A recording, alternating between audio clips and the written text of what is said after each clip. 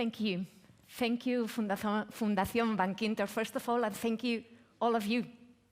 We're having 2 wonderful days, and the discussion is being so nutritious for our minds that I just could follow for the next days, but I'll keep it short. So first of all, transforming the future of food through technology. We've been talking about technology and technology and technology. Today I wanted to bring some real-world examples because we've been talking a lot about the future, what's coming, what do we need to do for the next challenges. But my message is the future is being built today. Things are real today, and I want to show some of the examples.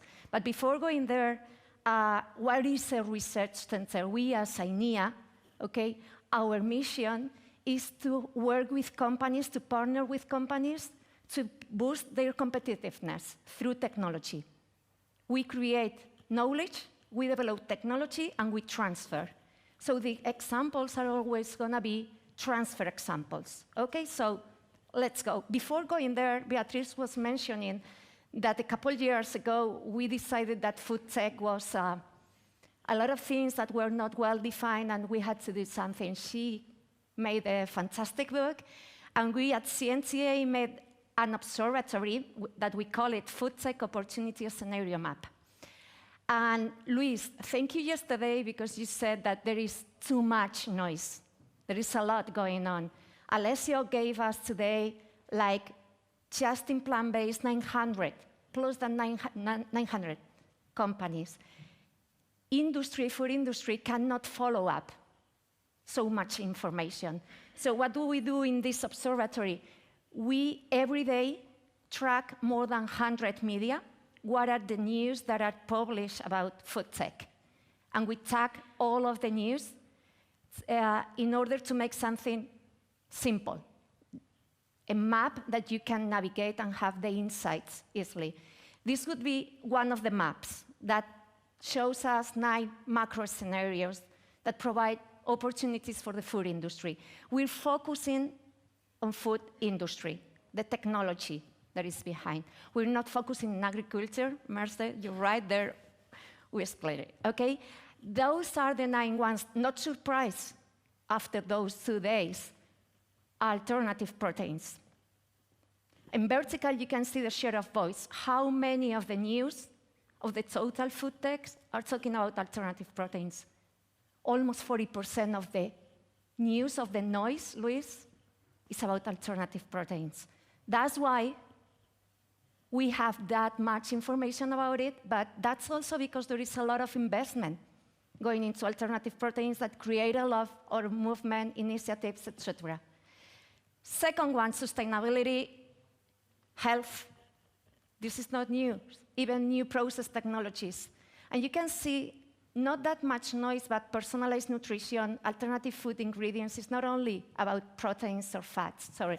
And then food quality and safety, we call it food quality and safety 4.0, like industry 4.0. Well, there is a lot of going on. I would love to go deeper on this map.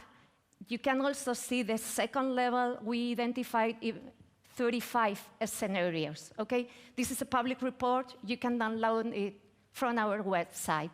I just wanted to show here that the third scenario with higher share of voice is pro, pre, and postbiotics. We haven't talked yet about that. Critical at the moment, okay? And then Juan and Alessio, Beatriz, to last night dinner, you can see the 35, it's over there on the right below, the no low. No alcohol, low alcohol, big trend. A lot of innovation in there, even if we don't think, and Curry is working on that, as Juan told us yesterday. So again, I'll be happy to share your report, okay? Let's move on with the examples. I'm starting with Cocos. This is the 4th, 5th time that this startup appears in this forum. That must be meaning something. We've been saying that in Spain we're collaborating. We're talking to each other. Julia put it, Juan put it.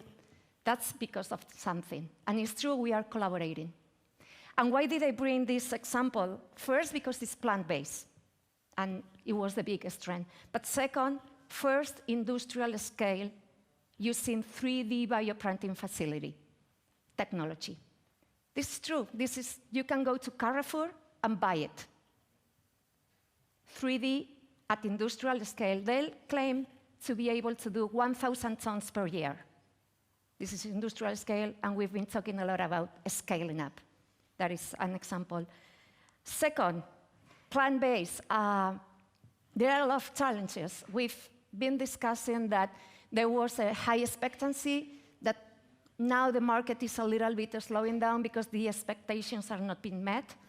That is bringing a lot of research and a lot of development again to the plant-based industry. And sometimes things are so easy as, okay, I've done a formula, I've got an egg, a plant-based egg, but it only lasts 5 days.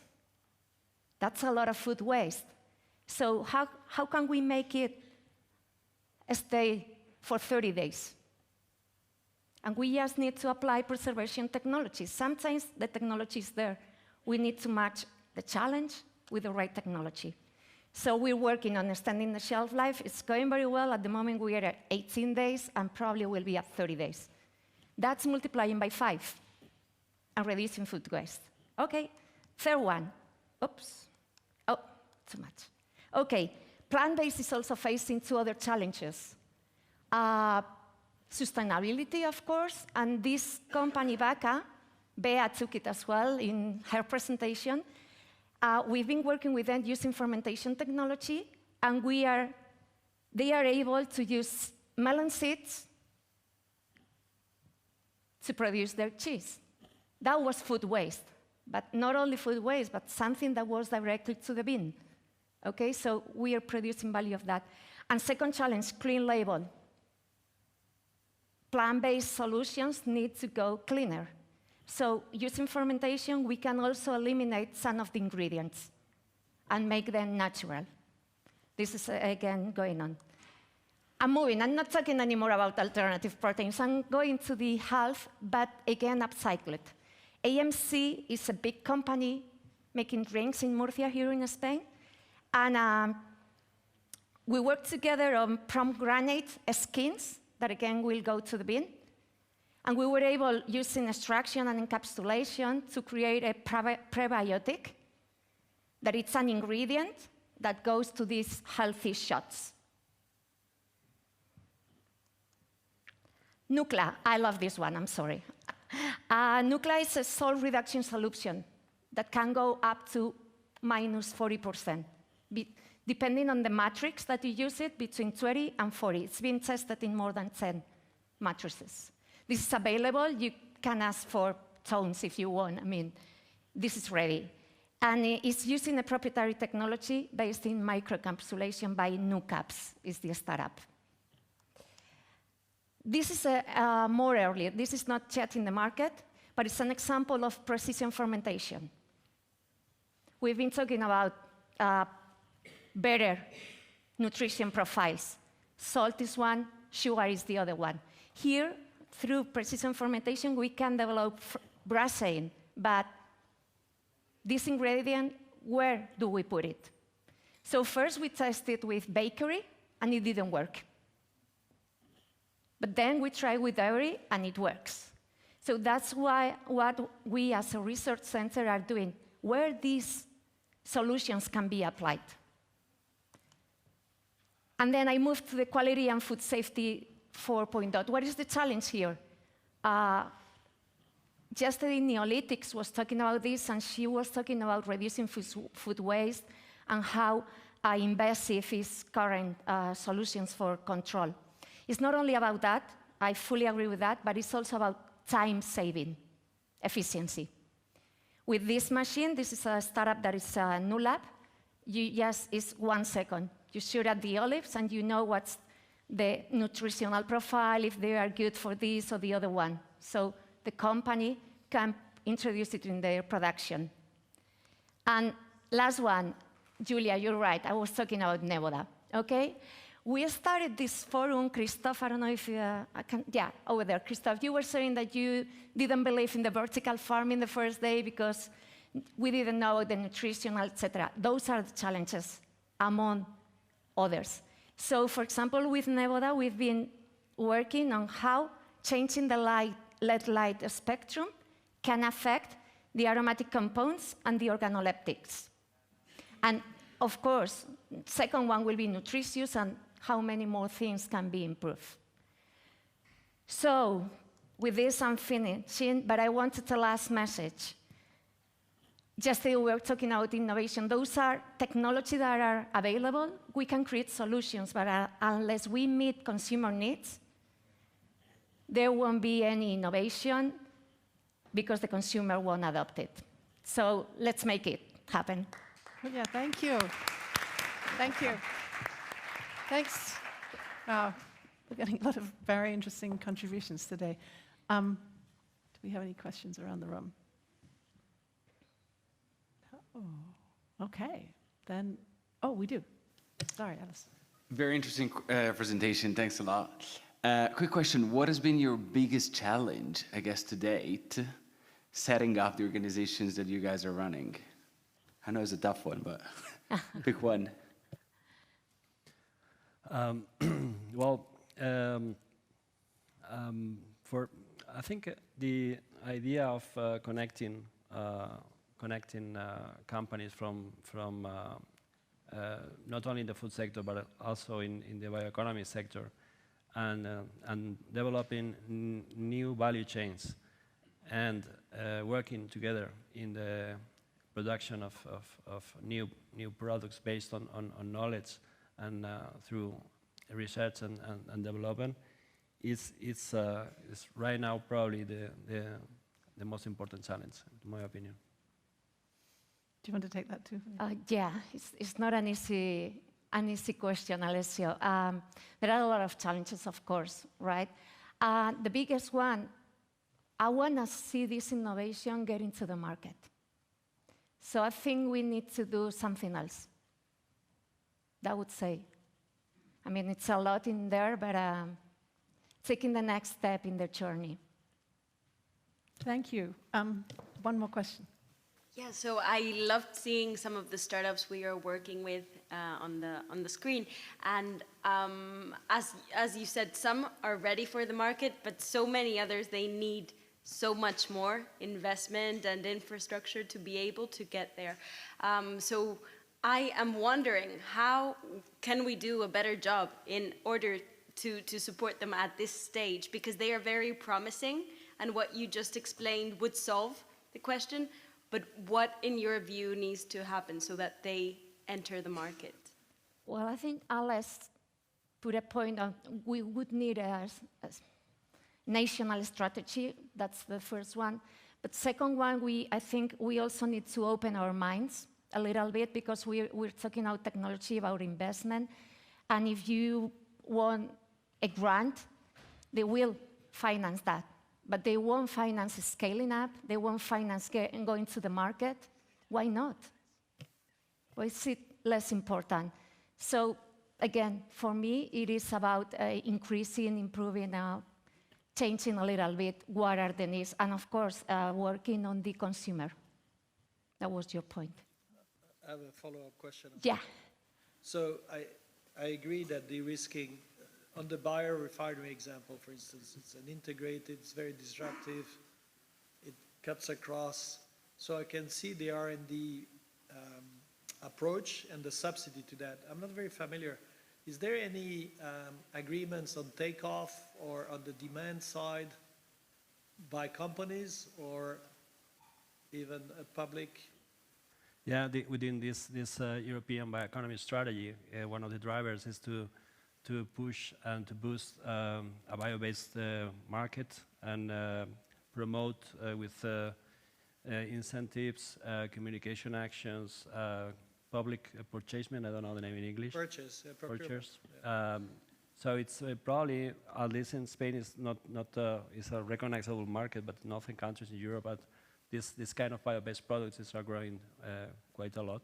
So in terms of investment, I mentioned it, this bioeconomic ecosystem where the many food industries are participating.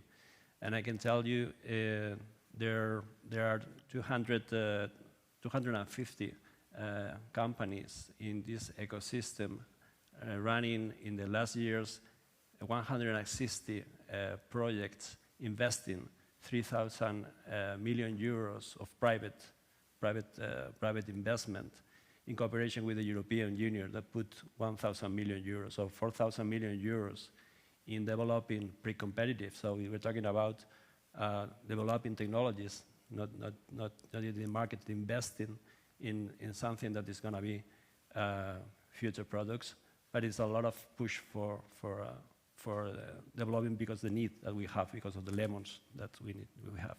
Yeah, I would like to discuss later more about what are the market side incentives available or not, because I think it's key. We all say absolutely, yeah.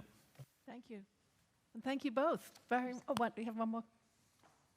Alex. Thank you so much. That great presentation. I just wanted to ask about universities, because I had a conversation earlier with Pedro, and he's not in the room right now. Oh, there he is. But he's about to speak. my sense has been that in lots of other countries that are doing really well in terms of food tech innovation, there's a very strong connection between having strong universities and having incentives for them to spin out startups, and a strong collaboration between the private sector innovation system and the public sector research system. And do you have a view on how is that working in Spain, if it is working at all? Because if I just look at the level of the science at universities, it seems really strong on like biotech, food science, meat science, culinary science, as we've heard about. But then if I look at companies, at least my very limited impression so far is that it's not as connected as it might be in other countries like Denmark, the UK, or Israel.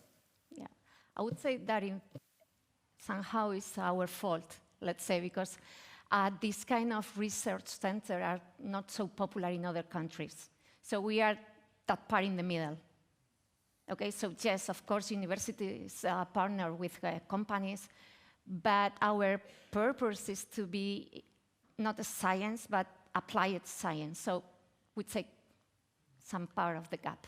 Yeah, I think you mentioned it, Alex, in your presentation. So the government, like as a recommendation for governments to promote private R&D, so the R&D made in the industry. And so I think that's the essence of a technology center like CNTA and us. So we of course are well connected with university and science-based entities because they are producing a lot of science knowledge, but we just look into the industrial opportunities and challenges and to support them for that. So I think in Spain there is a bit of gap on that, and centers like us, we're trying to cover that bridge, that gap. Sorry. Thank you. Thank you both. Thanks for great questions, and thank you both for joining us. That was wonderful.